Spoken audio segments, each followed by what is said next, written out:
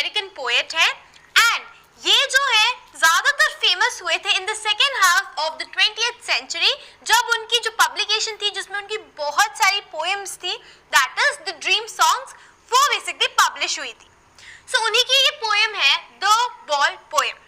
सो इससे पहले कि मैं आपको इसकी लाइन बाय लाइन एक्सप्लेनेशन दूं, मैं आपको इसका ओवरव्यू दे देती हूँ। ये जो पोएम है ये बात कर रही है कि किस तरीके से हमें अपनी लाइफ में बहुत सारे इंस्टेंसेस देखने को मिलते हैं जहाँ पे हमें बहुत दुख होता है, चाहे किसी के लॉस का हो, चाहे किसी के रिलेशनशिप का लॉस हो। इन सारी चीज़ों से हम किस तरीके से स्टैंड अप करते हैं, कैसे हम अपना एक ब्रेव फ्रंट रखते हैं, वही जो है इस पोएम के थ्रू हमें बताना चाहते हैं द पोएट।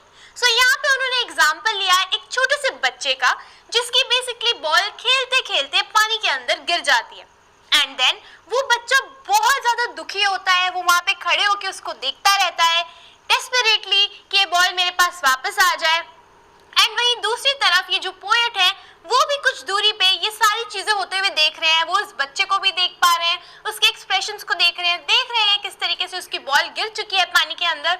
वो सोचते तो जरूर है कि वो उसके लिए एक नई बॉल ला के दे देते हैं, लेकिन फिर वो सोचते हैं एंड डिसाइड करते हैं कि नहीं, मैं इसको एक नई बॉल ला के नहीं दूंगा, क्योंकि अगर मैं इसको एक नई बॉल लेकर दूंगा तो डेफिनेटली इसको अपनी रिस्पॉन्सिबिलिटी फील नहीं होगी। एंड ये तो सिर्फ एक मटीरियलिस्टिक थिंग है उसकी लाइफ में।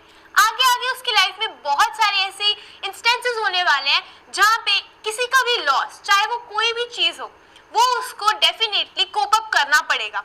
एंड इसलिए ये बेटर होगा कि वो इतनी छोटी सी उम्र में ही सीख जाए।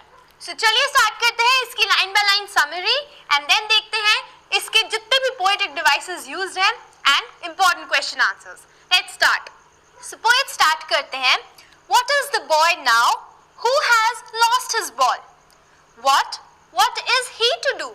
I saw it go merrily bouncing down the street and then merrily over there it is in the water.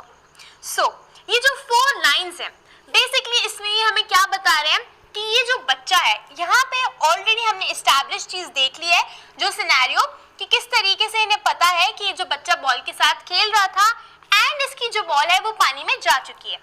तो ये क्वेश्चन पूछते हैं कि अब ये बच्चा क्या करेगा। What is the boy now? अभी उसे कैसा फील हो रहा है, अब ये बच्चा क्या करेगा जब उसकी फेवरेट बॉल जिसके साथ वो खेलता है वो बेसिकली पानी में गिर चुकी है। What is he to do? क्या करेगा वो? एंड पोएट कहते हैं I saw it go. सो यहाँ से हम समझ सकते हैं कि पोएट इससे थोड़ी सी दूरी पे खड़े हैं एंड वो नोटिस कर रहे हैं जो भी चीजें हो रही हैं। सो merrily bouncing down the street and then merrily over. अब देखो यहाँ पे उन्होंने एक लिटरेरी डिवाइस यूज किया है। ये लिटरेरी डिवाइस क्या है ये मैं एंड में बताऊंगी, लेकिन यहाँ पे हम देखते हैं उन्होंने बॉल को बेसिकली एक ऐसी ट्रेट दी है जो बेसिकली हम इनएनिमेट ऑब्जेक्ट्स को नहीं देते एंड बॉल एक इनएनिमेट ऑब्जेक्ट है, राइट? तो बॉल तो मैरीली नहीं उछल सकती, राइट? लेकिन फिर भी पोएट ने यहाँ पे इस तरीके से बताया, एक हैप्पी सीन क्रिएट किया था कि इतनी खुशी से इनफैक्ट जो उसकी बॉल थी up and down the street वो बेसिकली बाउंस कर रही थी एंड देन एकदम से वो पानी के अंदर जा गिरी।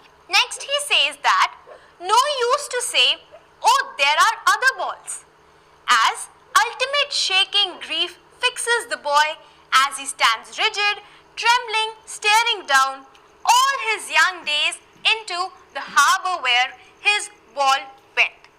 So अब अगेन इनकी नेक्स्ट 4 लाइंस में पोएट क्या कह रहे हैं कि अगर मैं इस बच्चे को ये बात बोल देता हूँ कि oh there are other balls, कि बहुत सारी बॉल्स हैं, तुम्हें जो खेलनी है, जिसके साथ खेलना है खेल लेना, तो क्या उसका कोई फायदा होगा? अब देखो हम सबके बचपन में कोई ना कोई एक ऐसी चीज होती है जो हमें बहुत प्यारी होती है, चाहे वो हमारा कोई टॉय क्यों ना हो, राइट? एंड हमें वो ही चाहिए होता है, हमें उसी के साथ खेलना होता है, चाहे उसके जैसे मार्केट में कितने भी टॉयज क्यों ना हो। लेकिन अगर हमें वो एक स्पेसिफिक टॉय पसंद है तो हम उसी के साथ खेलते हैं, हम उसी के साथ अपनी मेमोरीज क्रिएट कर लेते हैं, उसके साथ हम अटैच्ड हो जाते हैं। तो फिर सिमिलरली ये सिचुएशन हम जब बड़े हो जाते हैं सेम चीज होती है। से फॉर इंस्टेंस अगर हमारी लाइफ में कोई ऐसा इंसान होता है जो कि इररिप्लेसेबल होता है, राइट?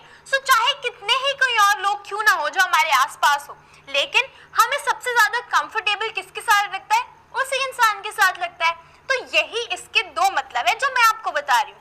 पहला मतलब जो है वो मैं आपको बता रही हूँ इस बच्चे के पर्सपेक्टिव से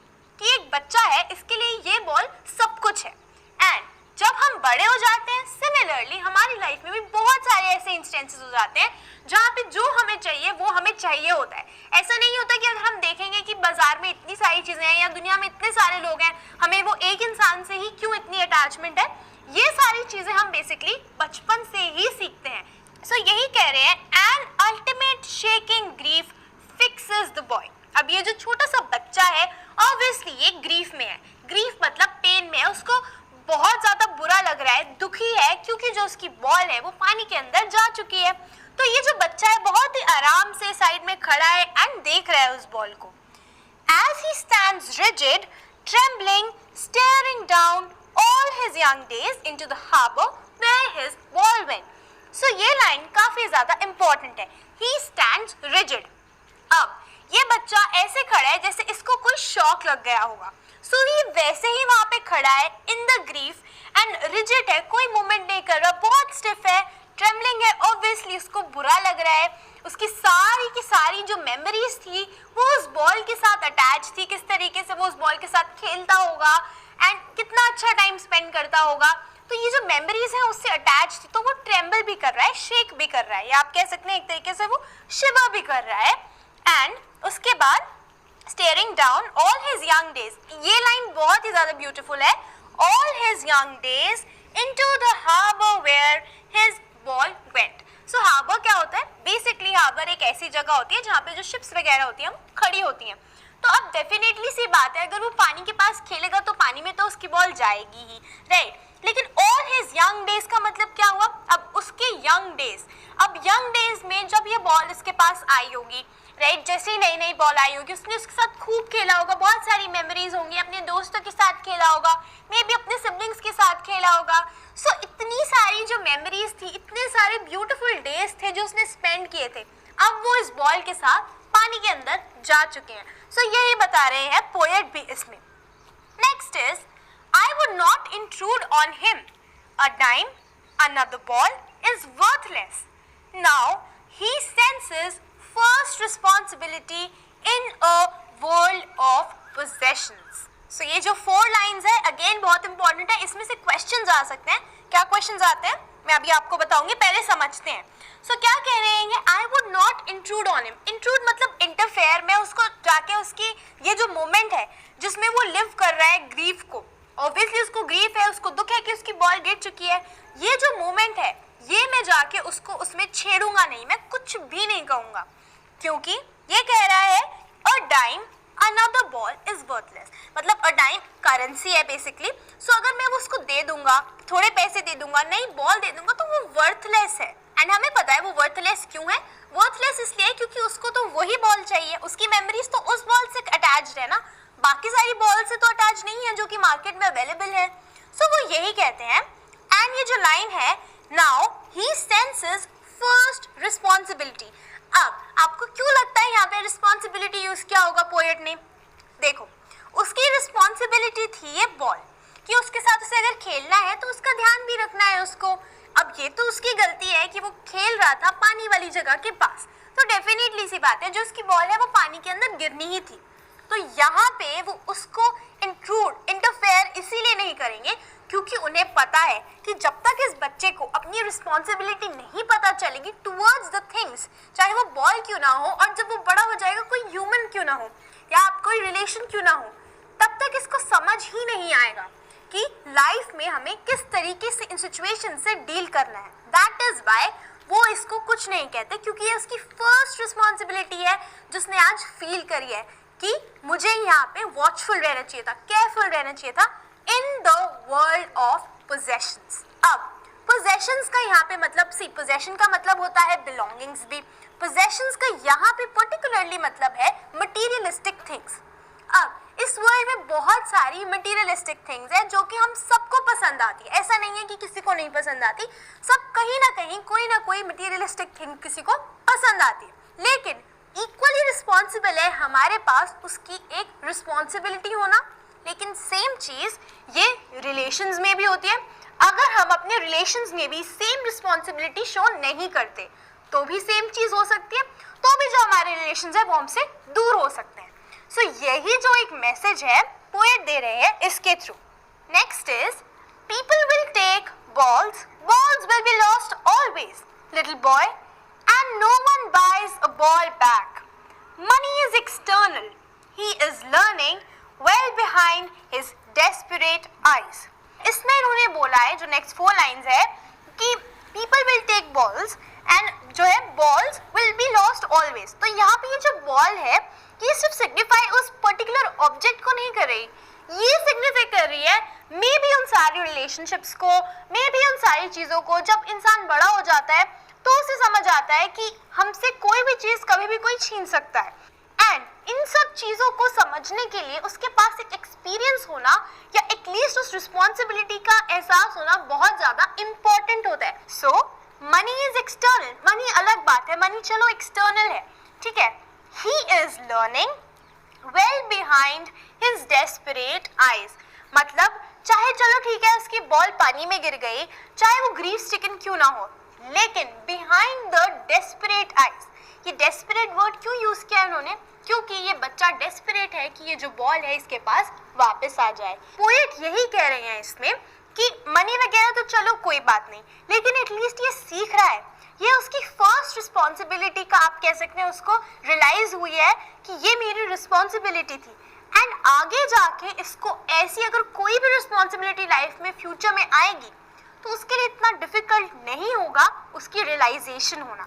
सो यही वो कहते हैं, डेस्परेट का मतलब यहाँ पे यही है.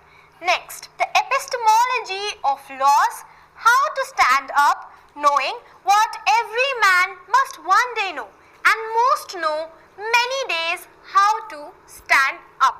सबसे पहले तो एपिस्टेमोलॉजी. एपिस्टेमोलॉजी बेसिकली एक ब्रांच है, आप कह सकते हैं फिलॉसफी की, जहाँ पे किसी चीज़ की नॉलेज होने की बात कर रहे हैं हम. तो वही कह रहे हैं कि द एपिस्टेमोलॉजी ऑफ लॉस, मतलब लॉस की जो नॉलेज है उसको बेसिकली जो बच्चा है वो लर्न कर रहा है कि हम किसी चीज़ को अगर खोते हैं तो किस तरीके से फील होता है, क्या रिस्पॉन्सिबिलिटी फील होती है, क्या ग्रीफ फील होता है. ये सारी चीज़ें जो है ये छोटा सा बच्चा सीख रहा है.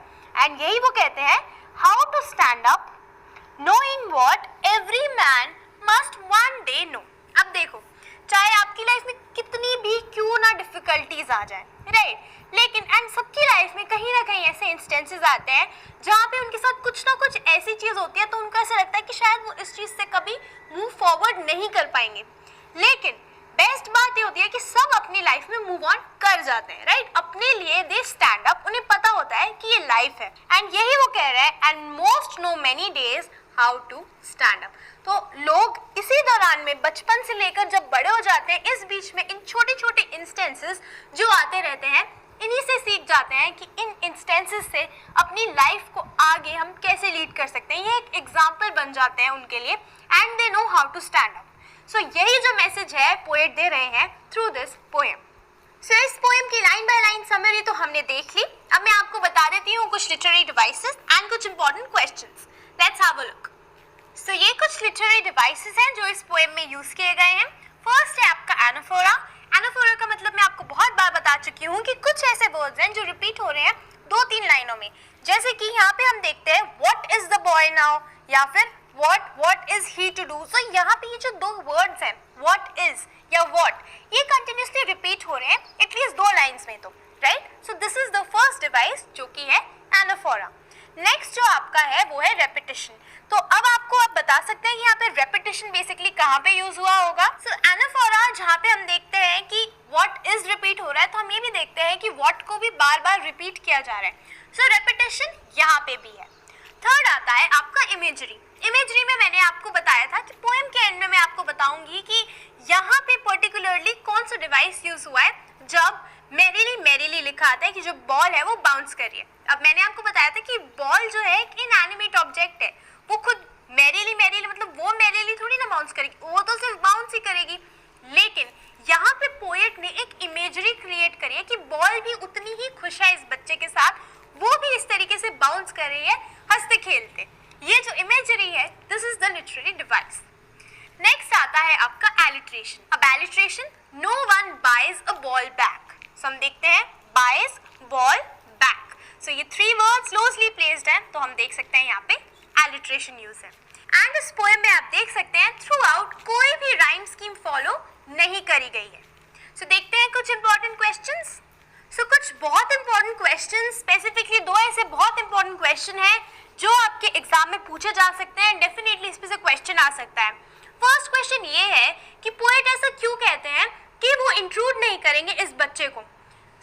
इसमें आप क्या लिखोगे? इसमें आप लिखोगे वो चाहते हैं कि उसकी इस मोमेंट में इंटरफेयर ना करे, बिकॉज यहाँ पे वो अपनी फर्स्ट रिस्पॉन्सिबिलिटी ऑफ लाइफ को रियलाइज कर रहा है कि उसकी गलती थी, ये वो रिस्पॉन्सिबल था, उसको अपनी बॉल को ध्यान से रखना चाहिए था, लेकिन वो पानी के पास बॉल के साथ खेल रहा था एंड इसीलिए उसकी जो बॉल है वो पानी के अंदर गिर गई नेचुरली। सो फर्स्ट पॉइंट आप यही लिखोगे इसमें, इसीलिए वो नहीं चाहते थे, बिकॉज वो चाहते थे इस बच्चे को सेंस ऑफ रिस्पॉन्सिबिलिटी फील हो, एंड अगर वो उसको एक नई बॉल लेकर दे देते तो कभी भी इस बच्चे को अपनी रिस्पॉन्सिबिलिटी रियलाइज नहीं होती, एंड लेटर इन लाइफ उसको अगेन बहुत, ये तो यहाँ पे सिर्फ बॉल की बात हो रही है, लेटर इन लाइफ जब उसकी लाइफ में ऐसा कोई रिलेशन होता या कुछ भी होता, at that point of time भी उसे नहीं समझ आता। सो उसके लिए ये लेसन लेना काफी ज्यादा जरूरी था, इसीलिए he did not intrude him. Second, मैंने आपको बताया वर्ल्ड ऑफ पोजेशंस का मतलब क्या है। मैंने बताया कि ये जो पूरा वर्ल्ड है ये मटीरियलिस्टिक चीज़ों के पीछे बहुत भागता है, राइट। हम सब मटीरियलिस्टिक चीज़ों के पीछे भागते हैं कि हमें अच्छे क्लोथ्स चाहिए, हमें अच्छे गैजेट्स चाहिए, बहुत सारी ऐसी चीज़ें हैं, राइट। लेकिन ये जो वर्ल्ड है मटीरियलिस्टिक पोजेशंस का, यहाँ से हमसे कोई भी कोई चीज़ छीन सकता है, right, at any point of time. So उस चीज़ के लिए हम प्रिपेयर्ड है या नहीं है। ये जो वर्ल्ड है जहाँ पे इतनी सारी लग्जरीज हैं, इसके पीछे सभी हैं, लेकिन इस चीज़ के लॉस के लिए क्या हम सब प्रिपेयर्ड है या नहीं। सो यही वो बताना चाहते हैं। ये जो वर्ल्ड ऑफ पोजेशन का उन्होंने यहाँ पे एग्जाम्पल दिया वो यही था कि ये बॉल तो एक बहुत छोटी सी चीज़ है, ऐसी बहुत सारी चीज़ें जो आपसे जो ये वर्ल्ड है लेने की कोशिश करेगा, एंड वो चीज़ें ऐसी हैं जो आप शायद मनी से भी नहीं बाय कर सकते, एंड दैट इज वाई ये जो 2 इंपॉर्टेंट क्वेश्चंस हैं वो मैंने आपको बताए, आपको ध्यान में रखने हैं। लिटरेरी डिवाइसेस जो है वो मैंने आपको बताए दिए हैं, जिनसे रिलेटेड आपके 1 मार्क के क्वेश्चन आ सकते हैं। रिमेंबर, पोएट का नाम जो है आप ध्यान से याद रखना, उसको भूलना मत, एंड उसकी जो स्पेलिंग भी है वो भी याद रखना। So that's